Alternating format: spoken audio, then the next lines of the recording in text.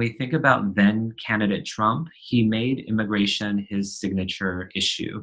Upon assuming office, one of the first executive orders that he signed was related to immigration and the southern border. The Trump administration has been working since the very beginning of its time in power to cut off the right to seek asylum at the US-Mexico border. That is, as Trump has said himself, to return every single person who comes across the border to seek protection in the United States.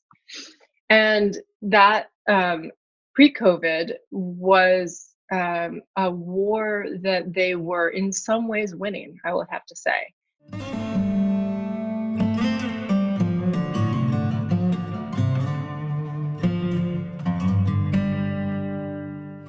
When we think about the changes to immigration policies over the course of the Trump administration, then Remain in Mexico represents one step, and as some would argue, one cut in terms of a broader effort to entirely redo and, for some, undermine existing immigration policies and, in particular, protections that exist for asylum seekers.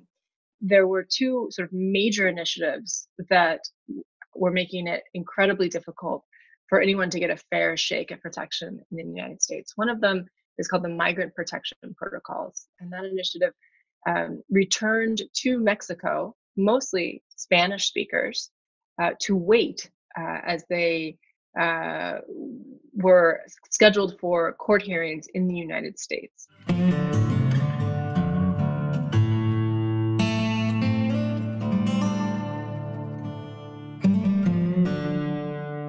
That is another problem for Mexico because we were not prepared in terms of infrastructure, of the city's infrastructure, and the possibilities to absorb, as I say, not only working force, but families altogether. So you suddenly had to be able to provide health attention, even education. The range of time to these asylum petitions in the US can go for years. They couldn't very easily access attorneys. They often found it difficult to even show up at the port of entry where they would need to present themselves to go to court, because the towns in which, on the Mexican side, to which they were being returned, were so dangerous that they risked their lives even sort of circulating in those towns. Human Rights First is collecting news stories of incidents of kidnapping, murder, rape, etc., of asylum seekers who have been returned to Mexico under the Remain in Mexico policy. That count is now over 1,000 news stories.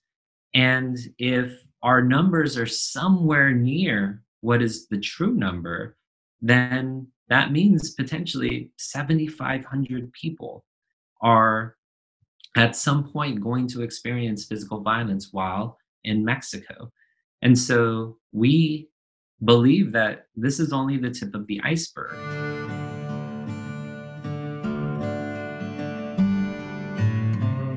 When we had the change of government in 2018, with the arrival of Andrés Manuel López Obrador, left-wing for the first time in Mexico, and a leftist government and a leftist campaign. Part of the campaign was, of course, centered in the immigration issue, regarded as an absolute human right. So the proposal of this new government was to allow anybody to come through Mexico, to transit through the Mexican territory with no restrictions, and to reach the U.S. And then, well, they would face there the natural barrier of the border and of the authorities, the U.S. authorities. In June, the Trump administration sort of said enough, and they halted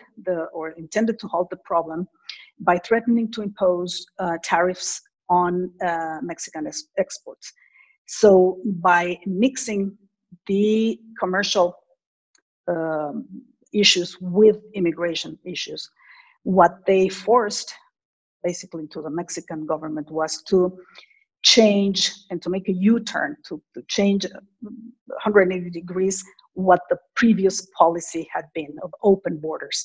And that had to come to a complete stop.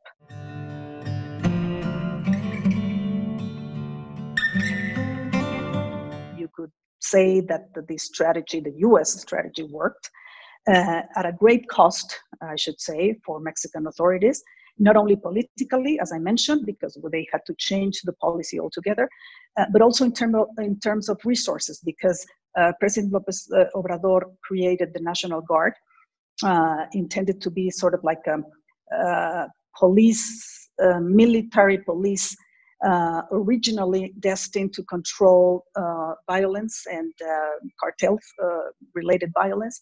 But then he had to allocate a large number of this National Guard to the southern border, exactly to control this issue. So this has been costly. And I would just say that, as I mentioned before, I think we have succeeded in terms of crisis management, but the fundamentals, the problem of the immigration flows, the growing immigration flows, is not solved at all. So we still have that problem. And I think, and I'm convinced that after the pandemic, so in a post-COVID-19 scenario, this could even worsen, because due to the economic recession that we are already starting to feel and aggravated by COVID-19, chances are that not only immigration from Central America, but now again, immigration from Mexico, which had been practically reduced to zero, will start to push to the north again.